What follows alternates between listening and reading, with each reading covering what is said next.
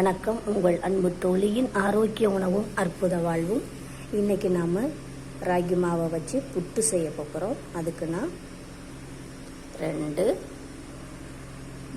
3 cup ragi மாவு எடுத்திருக்கேன். 3 கப்பும் 300 gram. அடுத்ததாக அரை டீஸ்பூன் சால்ட்டு, ஒரு குட்டி டீஸ்பூன் தான் நான் எடுத்திருக்கேன். இதை ஃபஸ்ட்டு சும்மா மிக்ஸ் பண்ணி விட்டுறலாம், சால்ட்டெல்லாம் நல்லா கலக்கிறது மாதிரி.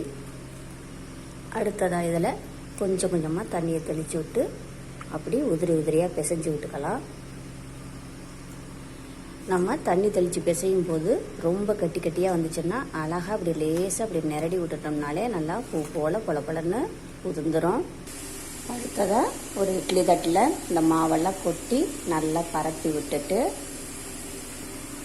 மூடி போட்டு ஒரு 20 நிமிஷம் நல்லா வேகணும். அப்போ தான் நல்லா சூப்பராக இருக்கும். நிமிஷம் ஆயிடுச்சு. இப்போ நம்ம பார்க்கலாம். நல்லா அழகாக சூப்பராக வெந்துருச்சு.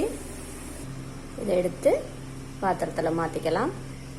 நம்ம வேக வைக்கும்போது எப்படி உதிரியாக இருந்துச்சோ அதே மாதிரி நல்லா உதிரியாக எப்படி கொட்டுது பாருங்கள். இப்போ நான் இதில் சின்ன மூடியாக ஒரு மூடி தேங்காய் துருவி வச்சுருக்கேன். இதை அப்படியே இதில் போட்டுக்கலாம். அடுத்ததாக 4 ஏலக்காய் பவுடர் பண்ணி வச்சுருக்கேன். இப்போ இதில் சுகரை போட்டுக்கலாம். இதை நல்லா அப்படியே மிக்ஸ் பண்ணி விட்டுறலாம். ஓகே, சூப்பரான ராகி புட்டு ரெடி. இதில் நான் 300 கிராம் ராகி மாவுக்கு 4 ஏலக்காய், ஒரு முடி தேங்காய் துருவல், அரை டீஸ்பூன் சால்ட்டு, 100 கிராம் சுகர் போட்டிருக்கேன். செம்மையாக சூப்பராக இருக்குது. நீங்களும் இதே மாதிரி ட்ரை பண்ணுங்கள். ஆரோக்கியமாக இருங்க.